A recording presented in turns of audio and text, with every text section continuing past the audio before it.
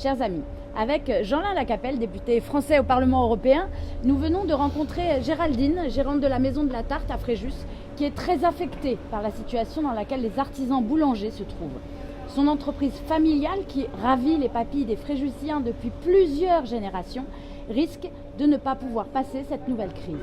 Ces hommes et ces femmes de passion sont à bout de souffle et ne parviennent plus à régler leurs factures devenues astronomiques. Chers amis, merci d'ailleurs Julie pour cette initiative. Et c'est vrai que la France connaît une hausse historique du coût de l'énergie, tout le monde y est confronté.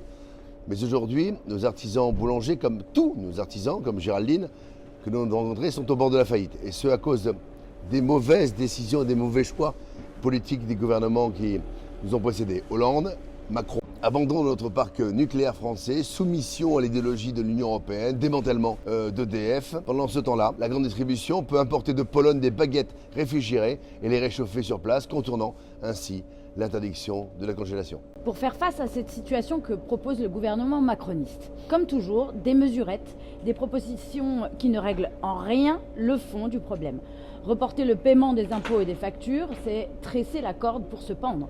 Pouvoir résilier le contrat de fourniture d'électricité sans frais, aucun intérêt. Bloquer le prix du mégawattheure à un maximum de 280 €, un prix encore bien trop élevé pour ces entreprises fortement affaiblies, alors même que nos centrales nucléaires produisent une électricité entre 40 et 60 € le mégawattheure. Un bouclier en mousse en réalité. Avec Marine Le Pen, nous proposons des choses très simples depuis plusieurs mois, deux solutions concrètes et immédiates.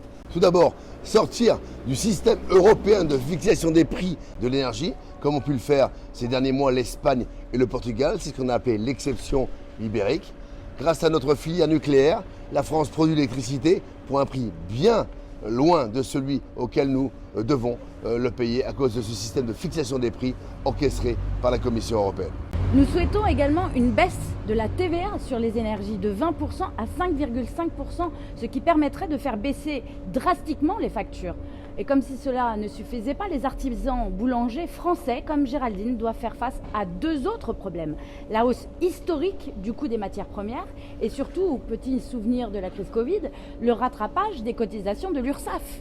Alors nous avons un message sincère à adresser à tous ces artisans boulangers, à tous les artisans, quels qu'ils soient, quelle que soit leur catégorie. Vous pouvez compter sur notre détermination pour porter votre voix et vous défendre face à cette politique dévastatrice.